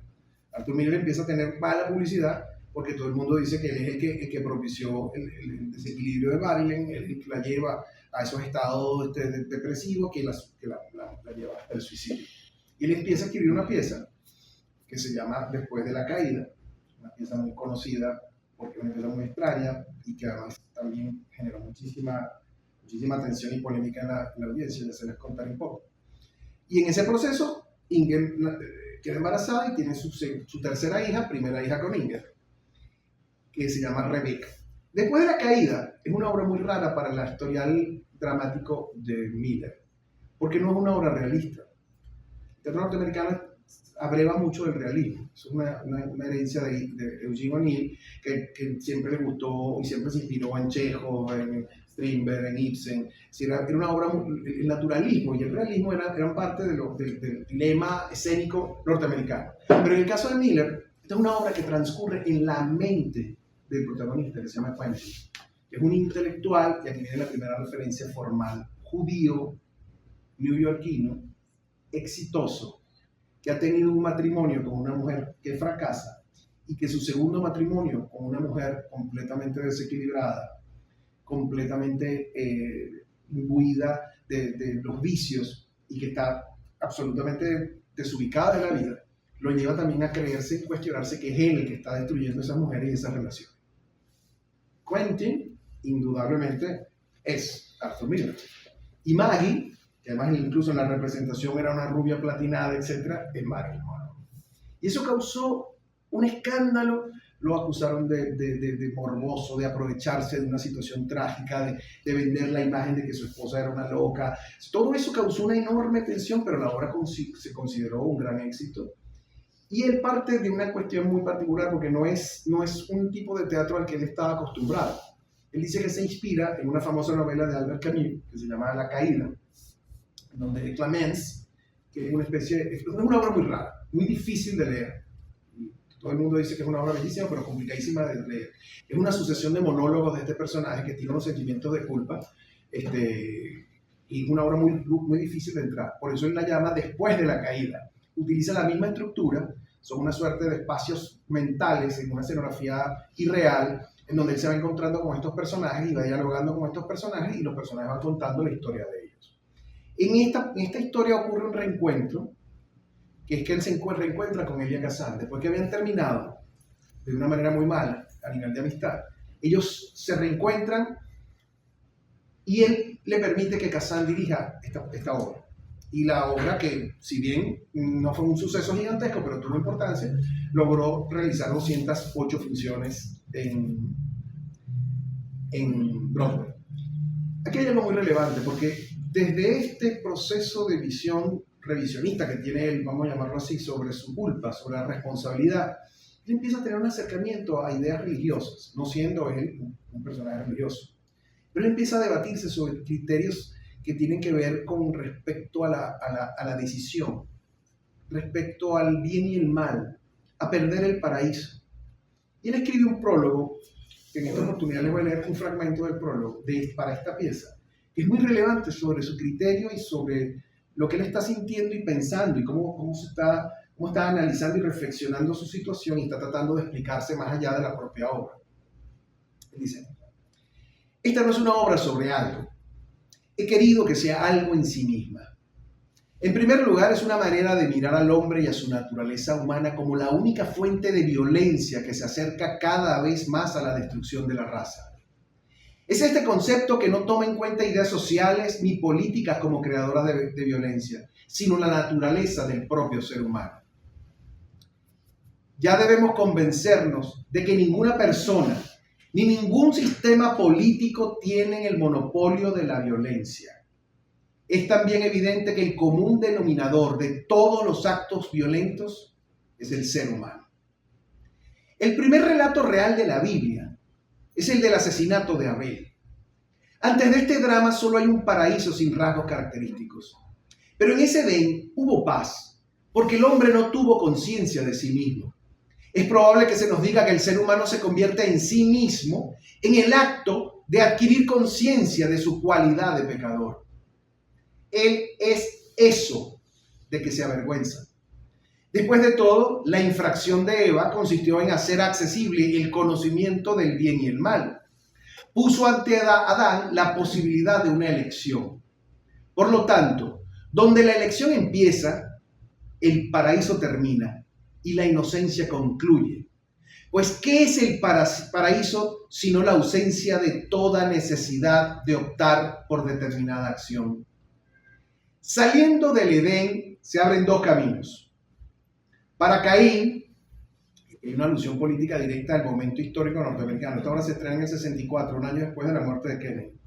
Para Caín, o si se prefiere para Oswald, hablando de Lee Harvey Oswald, hay una sola alternativa, un solo camino: dar rienda suelta al interno determinismo que conduce en este caso al crimen, o alegar desconocimiento como virtud y defensa.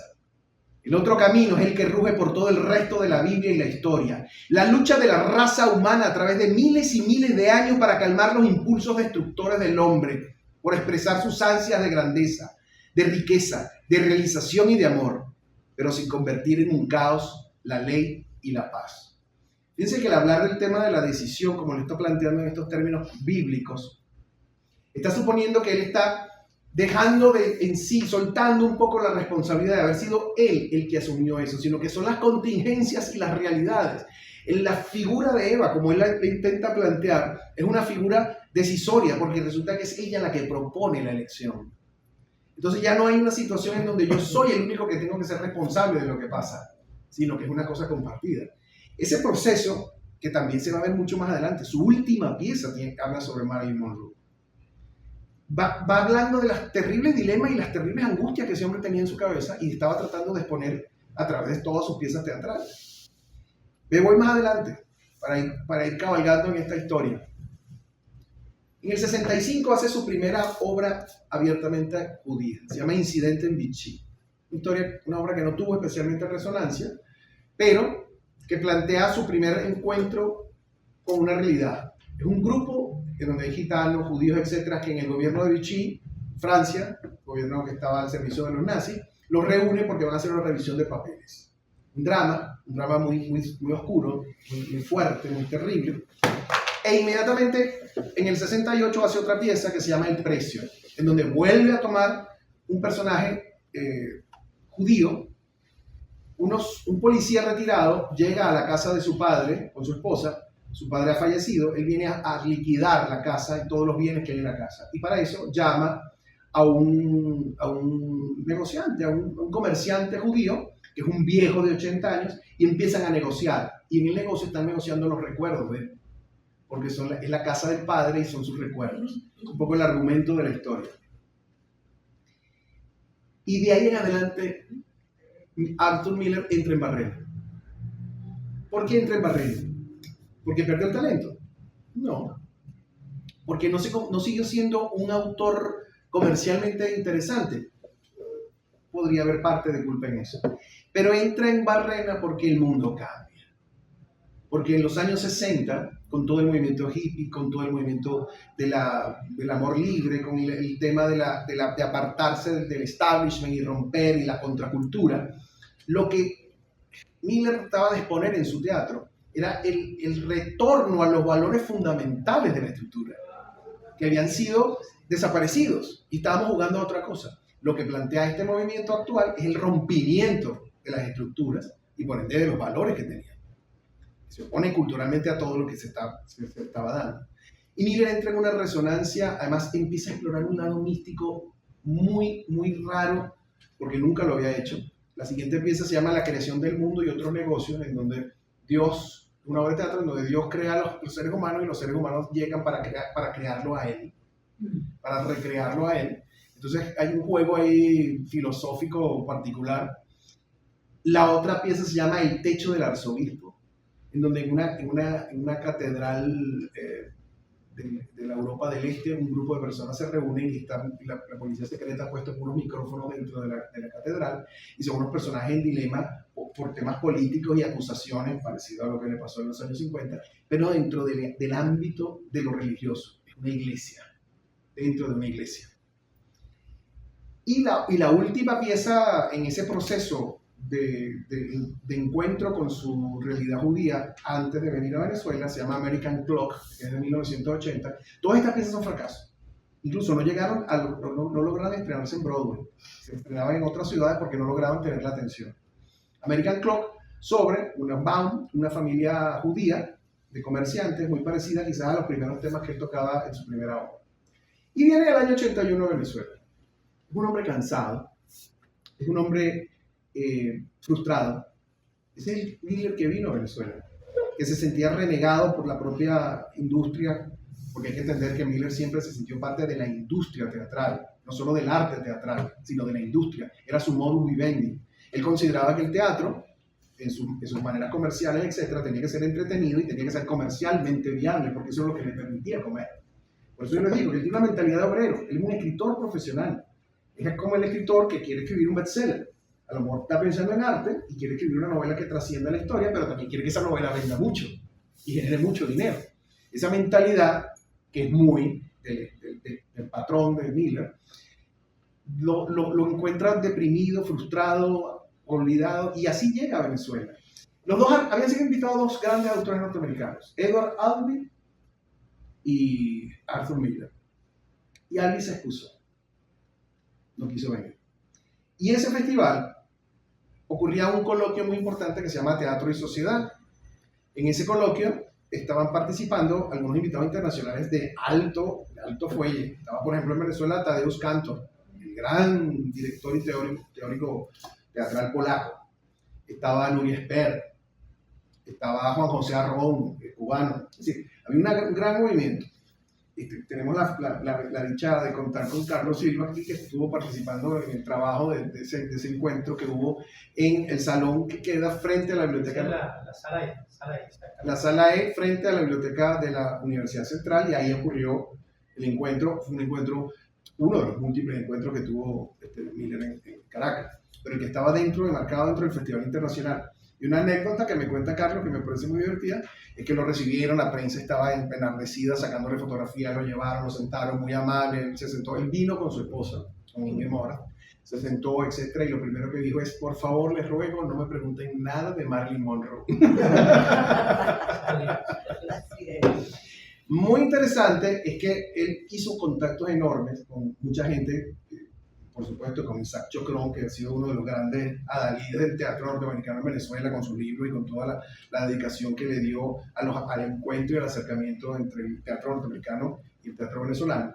Pero también, y esta es otra historia que quiero contar, que me contó Leonardo Asparren Jiménez, quiso reunirse con múltiples personas. Uno de los encuentros que hubo ocurrió a 500 metros de aquí, ya no existe, en el Gazebo, en un restaurante famoso que quedaba en la avenida Río de Janeiro. Leonardo va con su esposa y se sienta con un grupo de personas, pero en lo que se sienta, están comiendo, él se siente abrumado porque hay una mujer que está dando vueltas por todos lados, que le está sacando fotografías a todo el mundo y que está sacando fotografía, y entonces le pregunta a la gente: ¿quién es ella? No, esa es la esposa de Miller. Ella tiene cualquier cantidad de fotografías de lo que había pasado en Venezuela, y eso está en los archivos de la Fundación Arthur Miller, que eso quedó allá. Inge murió en el 2002 de una manera un poco violenta, aunque fue a través de una enfermedad, pero fue muy rápido, fueron cuestión de 2-3 meses. Y eso también devastó en ese proceso a Miller, que había hecho ya una vida común con ella y había logrado una estabilización. Con Inge pasa también un fenómeno que quiero contar como anécdota final, que es muy, muy complejo de entender para una figura como Miller. Su primera hija con Inge es Rebeca, del año 62, pero en el año 66 tienen a Daniel. Y Daniel nace con síndrome de Down. Y en su autobiografía lo cuenta de esta manera. Los médicos le dijeron que iba a ser muy difícil que ese niño lo pudieran educar, lo pudieran atender y lo pudieran llevar, cuidarlo, porque tenía una condición muy complicada, que lo único que podían hacer era entregarlo a una institución. Y Miller, en contra de los deseos de la esposa, lo entregó a una institución y más nunca lo vio. ¿Recuerdan la historia del padre, que la familia suponía que el padre tenía algún problema mental, cognitivo, que no podía leer ni escribir, que tenía... Eso puede haber sido algo que lo tenía traumado desde la infancia. El asunto es que la familia se empeñó en que él al final lo pudiera meter en el testamento. Ojo, entiendo que está vivo y entiendo que tiene una vida, desde las limitaciones propias de su condición, y que fue recibido por la familia. No aparecen en los documentales que se han hecho ni nada, y él no tuvo nunca, aunque lo visitaba, entiendo que en una época empezó a visitarlo, y él lo dejó incluido en su testamento. Pero es una reacción muy particular de una figura bajo estas presiones y bajo esta polémica, de cómo esa actitud responde a un momento de vida ya de adultez, ya de casi ancianidad. Porque estamos hablando de que si lo tuvo a los 66 ya tenía por lo menos 60 años, es decir, que lo vio crecer cuando tenía 60, 70, 80 años. Es decir, él vio ese proceso y no tuvo la cercanía o no tuvo la manera de enfrentarlo de otra manera. No lo puedo descifrar, simplemente lo comento como anécdota. Adelantándome, cuando muere Inge, sucede un evento familiar muy complicado, que es que ese mismo año empieza una relación con una mujer que tiene 54 años menos que él, que se llama Agnes Barley, que es una artista plástica. Eso causó un terrible problema en la familia, gigantesco.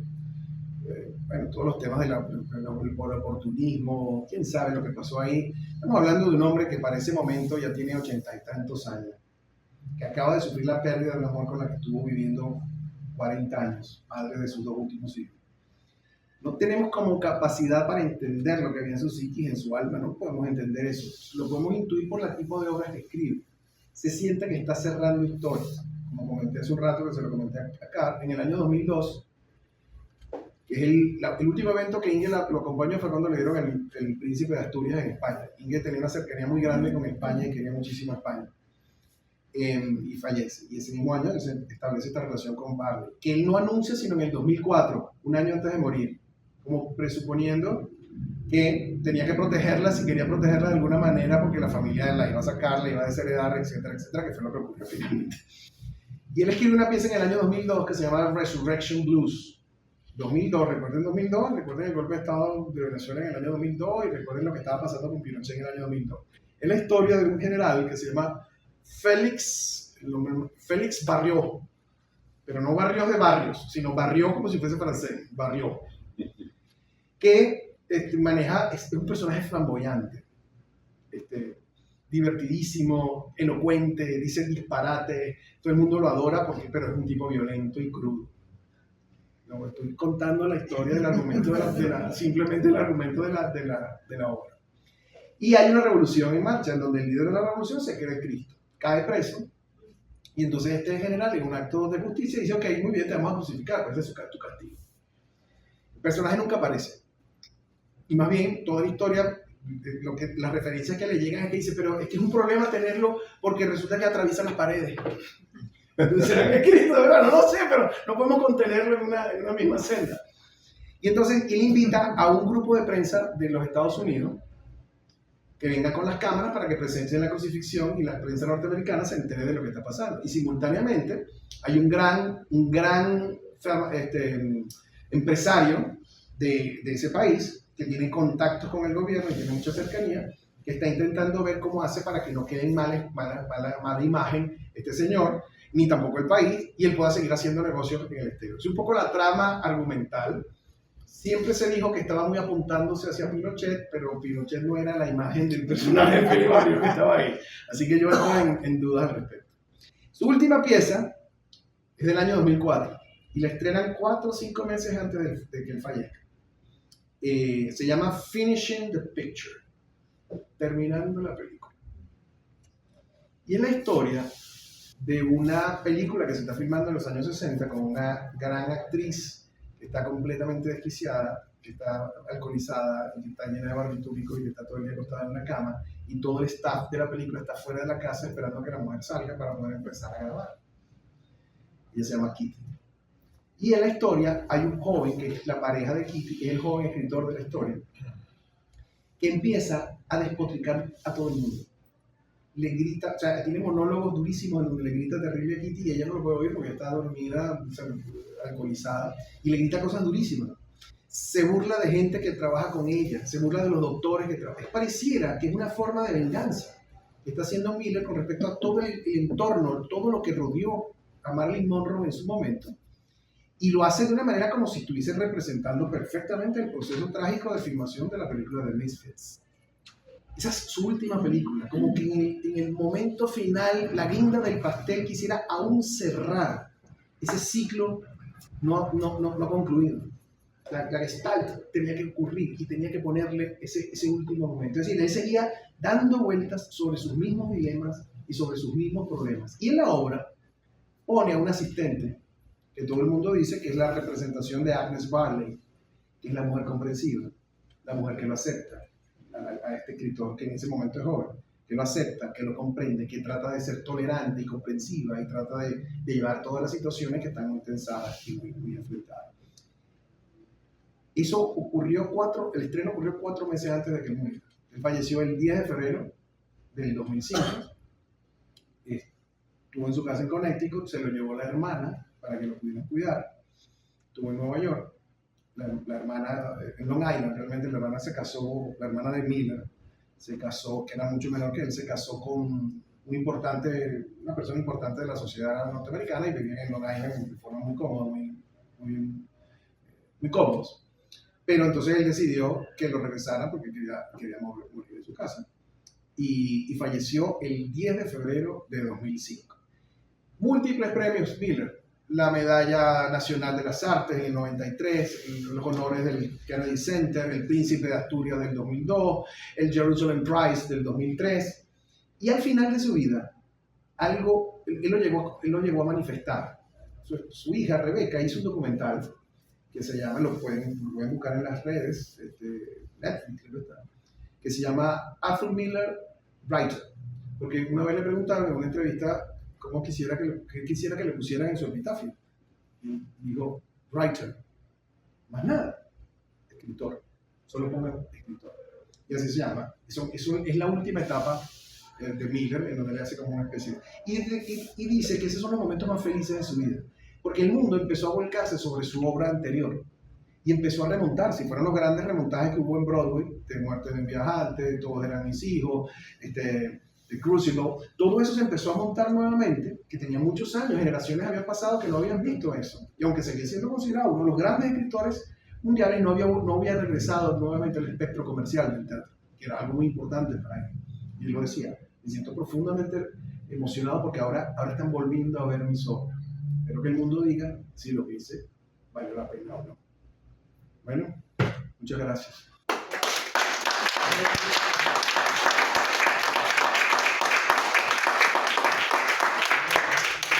Me extendí un poquito. Bueno, creo que esta conferencia ha superado absolutamente las expectativas, porque la verdad es que hemos pasado un momento absolutamente magnífico, a pesar de su maltrato con Marilyn. De quien dice que solamente puede explicarse, es decir, por la pasión sexual. Yo estuve recientemente en Los Ángeles y fui al cementerio de Brentwood a ver dónde estaba enterrada Marilyn, que cuando murió el nicho de al lado lo compró Hugh Hefner para estar al lado de Marilyn. De modo que la mujer desataba pues absolutamente unas pasiones inconmensurales, pero una de las cosas interesantes de esa relación es que quien también le presentó a Marilyn a Arthur Miller fue Lee Strasberg. Sí. Y hay una famosa fotografía que probablemente, no sé si será verdad, donde aparece Marilyn leyendo el Ulises de James Joyce y las páginas finales, aunque no sé si habrá sido Lee y Paula se convirtieron en una especie de coach y la acompañaron en los últimos tiempos y le indujeron a que se metiera en la cultura y que leyera y que trabajara. Sí. Bueno, si alguien tiene alguna pregunta o... Perdón. Te mandaron. Ya. Es que mi teléfono está por... No, está bien.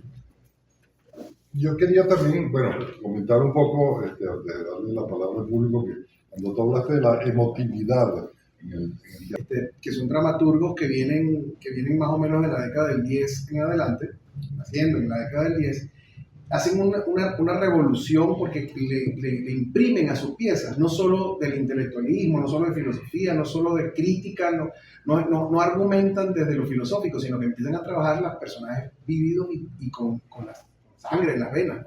Y eso también tiene un momento importante de cambio en el teatro norteamericano. Sí. Tenemos dos preguntas del público. Esto lo transmitimos simultáneamente por YouTube. Si usted tuviera que resumir en una línea en qué reside el encanto que aún en nuestros días produce la obra de Arthur Miller, ¿qué diría? Los personajes de Miller somos cada uno de nosotros. Y eso hace que tenga un valor eterno. Por cierto, una de las cosas que yo no comenté en la presentación que hice de José Tomás es que José Tomás es actor. Director de teatro también, y además muy exitoso. Por cierto, que no recordaba esa frase de Miller, que ahora cuando tú la mencionaste, que no le preguntaran nada sobre Marilyn Monroe, la recordé perfectamente porque yo estaba ahí. Y bueno, alguien pregunta, algunos afirman que la asociación con ese ícono global que fue Marilyn Monroe terminó definiendo a Arthur Miller. ¿Qué opina? Bueno, obviamente enseñó una cara de él que él confiesa y asume. Dice que la relación de ellos, esa relación adúltera de silencios que ocurrió entre el 52 y el 56, estuvo justamente montada sobre los silencios. Se veían en secreto y hablaban muy poco. Y eso, o sea, no se comunicaban muy poco, era una cosa muy, muy carnal.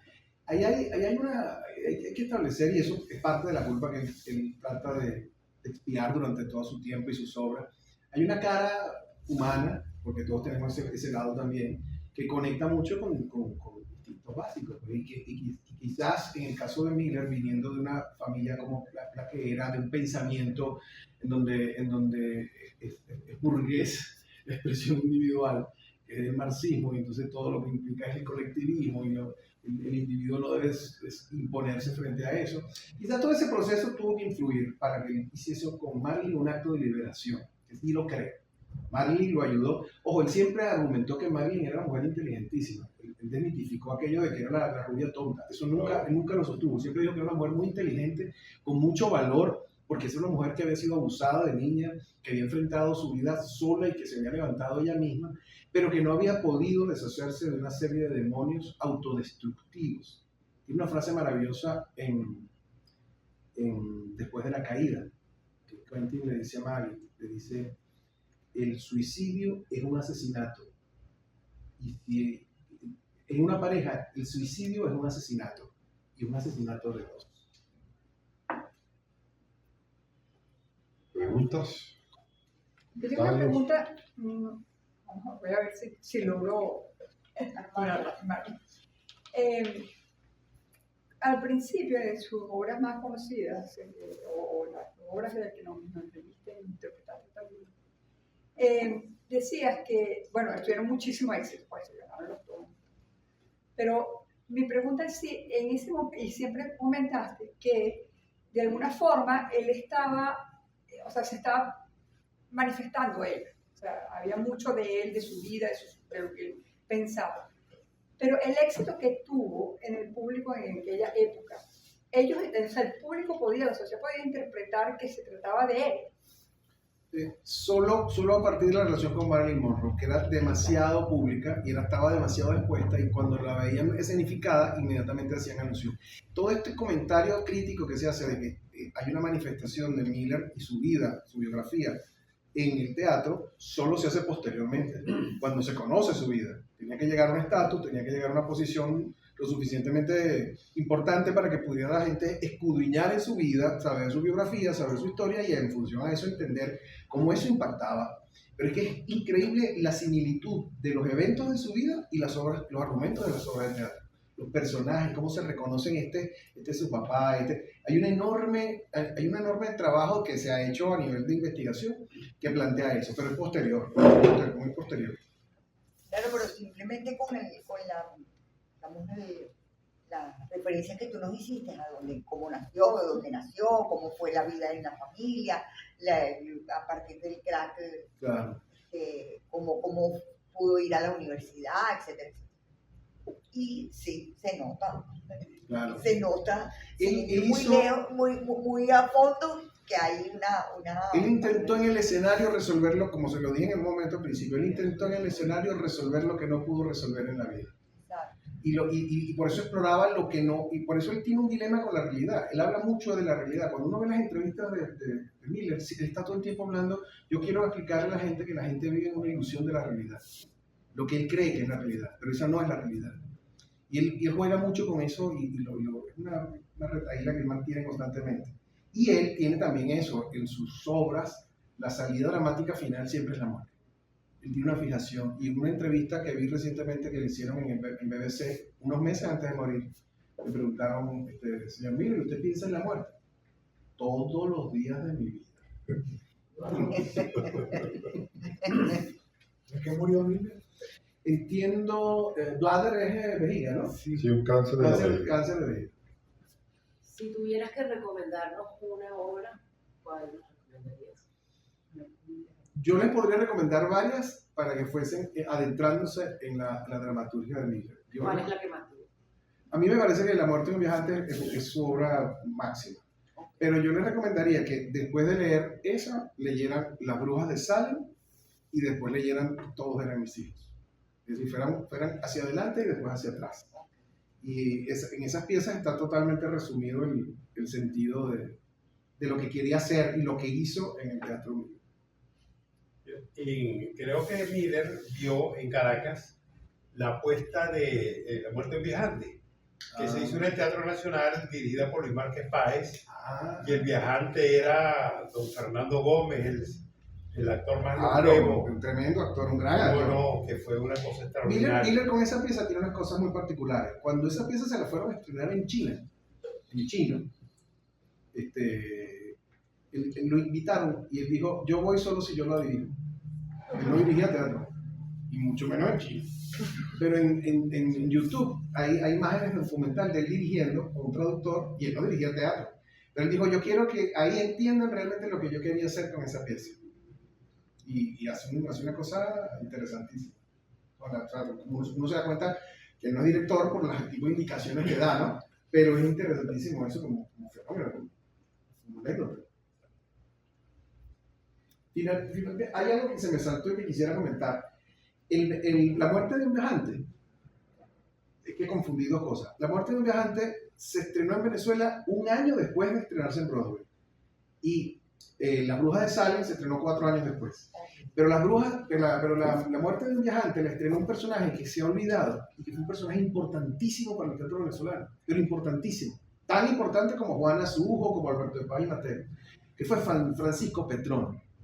Francisco Petrone fue un gran actor y director argentino, pero importantísimo, que tuvo un éxito gigantesco con El Mercader de Venecia, o sea, Shylock, en Argentina, en los finales de los años 40. Tuvo casi un año en cartelera, que era una cosa gigantesca para Buenos Aires, y se lanzó en gira con esa pieza por el resto de América. Y en Venezuela es el primero que estrena El Mercader de Venecia en Venezuela, que lo estrena en el Teatro Nacional, pero también es el primero que estrena La muerte de un viajante, él haciendo el personaje de Willy Loman. Él entró a trabajar en lo que se llamaba el Teatro del Pueblo, que era el grupo de teatro del Ministerio de Educación. Pero venía con la sombra de que era una persona progresista, una persona de izquierda, y por donde se movía, las embajadas argentinas le iban diciendo a los gobiernos, cuidado que ese señor es comunista, cuidado que es comunista. Entonces él estuvo muy poco tiempo en Venezuela, pero se conectó con mucha gente que también era de izquierda. Gilberto Pinto, Pedro Martán, e incluso César Rengifo. Y este señor, Francisco Petrone, aparte de estrenar en cuestión de menos de un año, 9 meses, estrenar El Mercader de Venecia, que no se había estrenado jamás en Venezuela, es el año 51, El Mercader de Venecia, La muerte de un viajante, que es la primera vez que se hace Arthur Miller en Venezuela, estrenó Joaquina Sánchez, de César Rengifo, que es hoy un clásico de la dramaturgia venezolana, estrenada por un argentino. Y de ese grupo se quedó un actor argentino famoso que se llama Francisco Ferrari, hizo muchas telenovelas, estuvo muchos años en Venezuela y se quedó en ese grupo. ¿Algún otro comentario, pregunta? Bueno, nada más que Edward Albee, perdón, Edward Albee sí vino a Venezuela, pero vino previamente. Sí, claro, él vino a Venezuela varias veces. En el Sí. 79, creo. Creo que vino 2 veces. Ese festival venía también Vanessa Redgrave y no quiso venir, había andado con el movimiento palestino muy intenso en ese momento y la escribieron, le dijeron algo y hubo como un rechazo público y tal, y ella decidió no venir. Ni Albee ni Vanessa Redgrave vinieron en ese festival. Bueno, solo agradecerte, realmente un gran aplauso.